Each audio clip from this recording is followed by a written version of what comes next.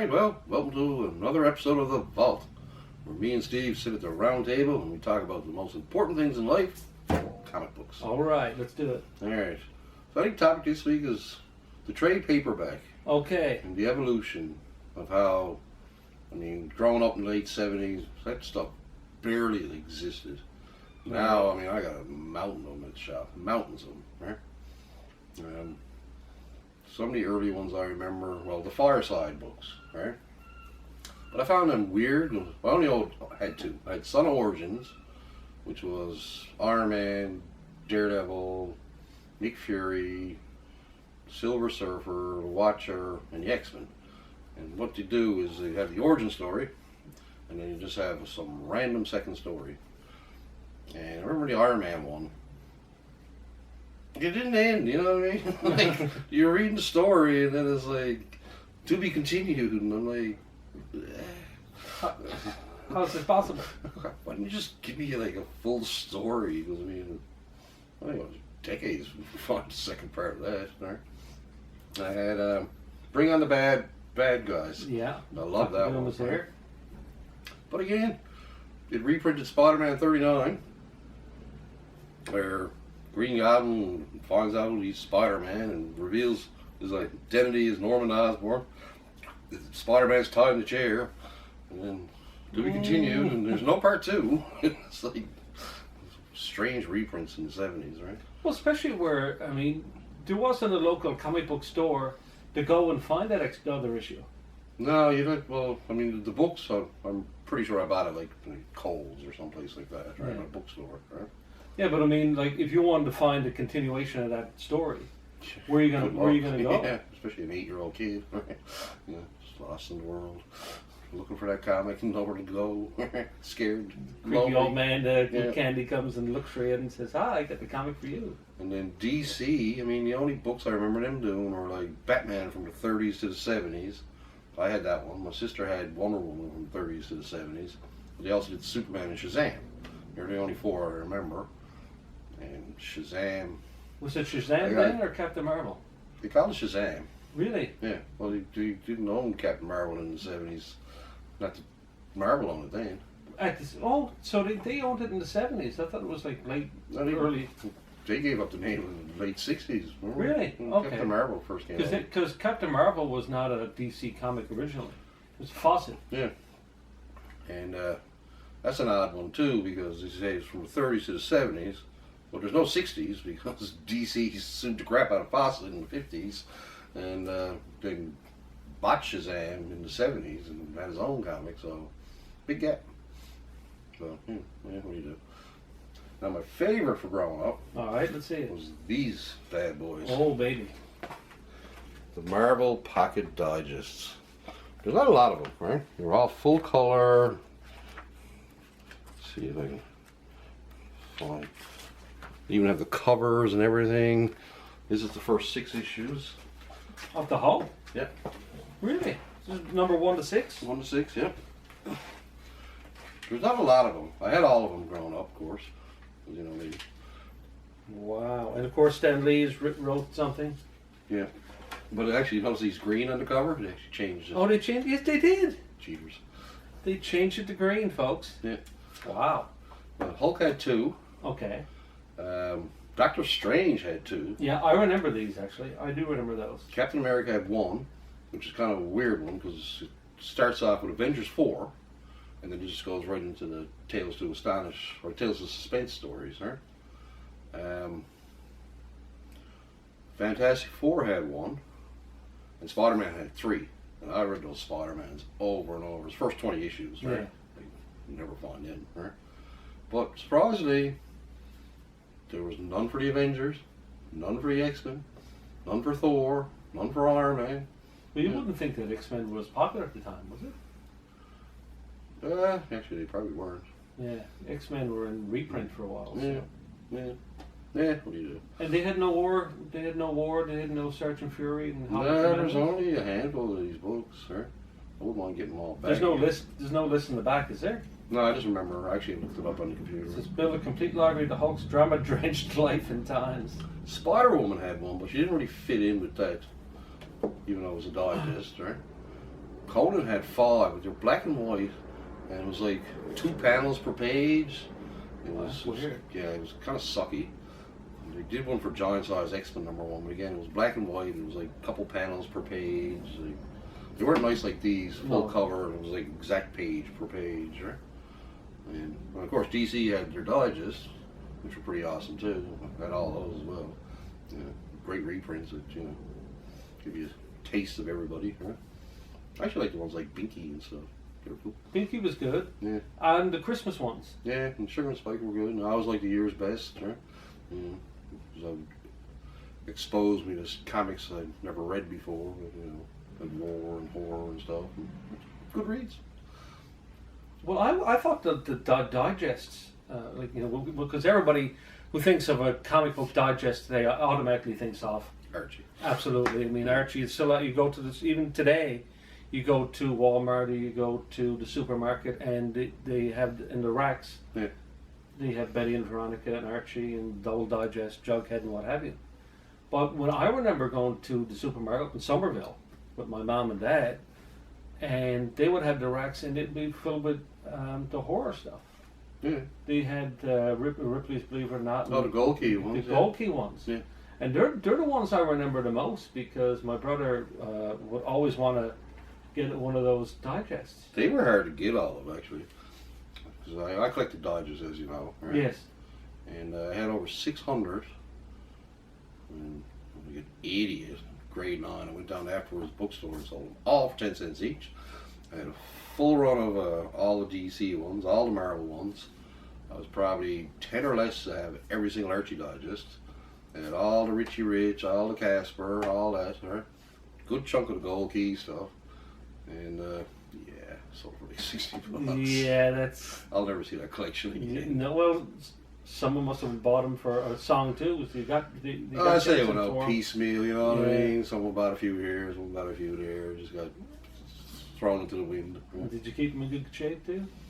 Oh, I was buying them new. So they would be in great shape. And then too. the older ones, I try to get the best copy I could. Right? Some were probably a bit rough, but whatever. And now with eBay, I could actually build out all the Archies. Because I didn't have like the early ones, right?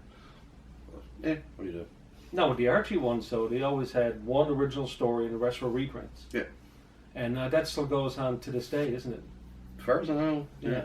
They have one story that's original, and the rest is all taken from their back. Their back. Yeah, I kind of gave up Archie after a while because it was like all I was getting was the new story, and then everything else I had already read. And it was like, okay, it was getting a bit costly for one story. Right? Yeah, and Archie today, I mean, that's the only way you're going to get your original Archie though, because they don't make the comic anymore. Yeah. I mean, the comic that they have today is. Yes. Well, let's not talk about that, folks. So that brings us to the 80s. Even the 80s never had many trade paperbacks. No. I know they put one out for Dark Knight Returns. I know they put one out for Watchmen. Yeah. Marvel put one out for Squadron Supreme with the ashes of Steve Englehart in there.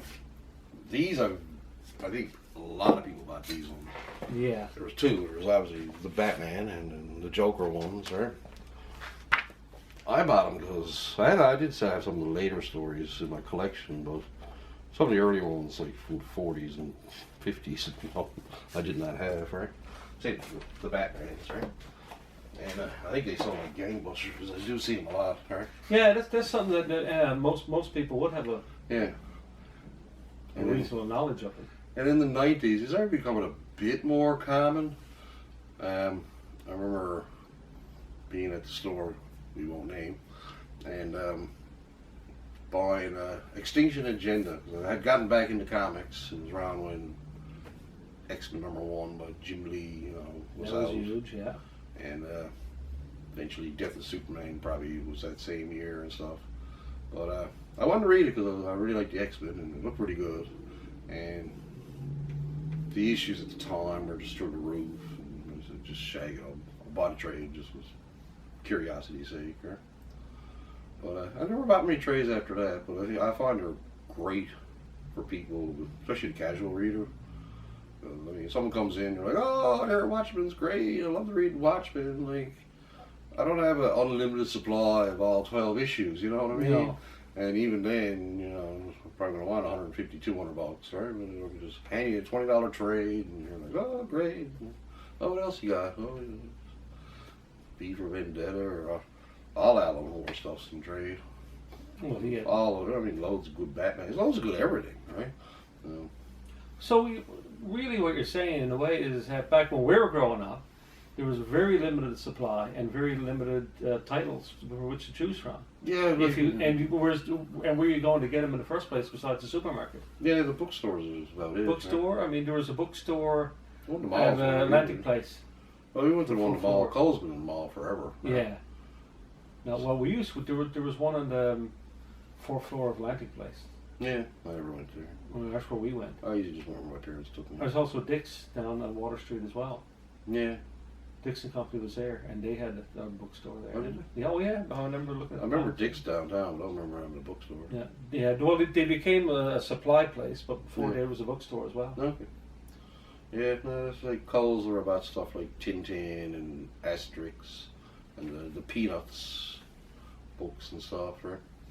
But that was it. It was very limited to what you could buy.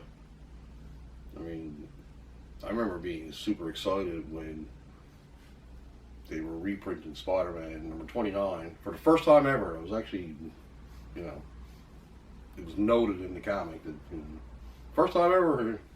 That was when Scorpion was in the water, tail coming out, yeah. right? I mean, who doesn't love Scorpion, right? Well, we like the Scorpion. Scorpion's pretty cool, right? And, yeah, and now so much in reprint. I think it's great. Well, the thing is that the issues themselves are just so expensive. Yeah. I mean, if you try to go get Spider-Man number 1 to 20, and unless you have a really good job or really devoted, you ain't getting those comics. No, I mean, I was a Marvel Tales kid growing up. Yeah, so was I. You got what you got, right? Yeah. I mean, the Ditko stuff is fantastic. Yeah. Yeah. You know, and poor Ditko, I mean, it's funny that only when he was, you know, about to pass that he actually got some credit for the stuff that he created. Mm. You know, he certainly co-created Spider-Man and he created Doctor Strange, and I mean, they're making tons and tons of money off his legacy over at Disney. Yeah. I actually watched Robert Kirkman's History of Comics the other day. Oh, really? Yeah, him and Stan, Kirby and Lee, of course, who mentioned Ditko. And then, of course, I watched the Superman one, too. That's a whole other show. Yeah. Believe that's a whole other show. Yeah, it's pretty bad when you create Superman and you're living in squalor, right? It's not cool. No. Not cool at all. Thank God for Neil Adams. Yeah, well, Neil Adams really helped those gentlemen out. Yeah, big time. I mean, it only took 30, 40 years. Yeah. Well, he got kicked after comic. And then they're in squalor. And then somehow being awarded Superboy was actually bad for him. It could never work. I don't know. It just did not work out. They were just had bad luck on that whole thing. Yeah. But, you know, they were noted in the movie. And they finally did get a paycheck out of it. So. Yeah, well. Yeah. Justice wins sometimes. True justice in the American way. Alright, I guess that'll do it for another week. Got any questions? You can post on our whatchamacallit, on the Facebook thingy. Yeah. And oh yeah, nobody won the contest, by the way, for that friendly neighborhood Spider-Man. Are you curious to know what it was? Or should I keep you waiting for another week? or we could stay tuned and after credits. Yeah. Yeah, I'm gonna stick around. Okay. Right. That's why there was never a winner, folks. Yeah. Alright, as far as I know, there's only 2 comics outside of the whole Spider world that he had the black costume. One's fairly known as the Hulk 300. Yes, I have that. The other one's a bit odder because it came out 2 months after he was not wearing the costume, but he has to be wearing the costume because he wouldn't go back to the black costume for months and months later when Black Cat sold him up on, right? He was wearing the old blue and red, right? It's Transformers #3. See, that was quarterly at the time. So when Spider-Man shows up for a guest appearance, he's wearing a black costume. And like, they don't show him as it being the symbiote, because I looked through it, but it has to be the symbiote, because he was wearing the red and blue for a good year, right? Yeah. So there you go. It's kind of an anomaly in like the way stuff got scheduled and came out and whatever, huh? So there you go, folks. Transformers number 3. Transformers number 3. Fairman's completeness. Like new. All right. Well, peace out, guys, and hope you enjoyed the show.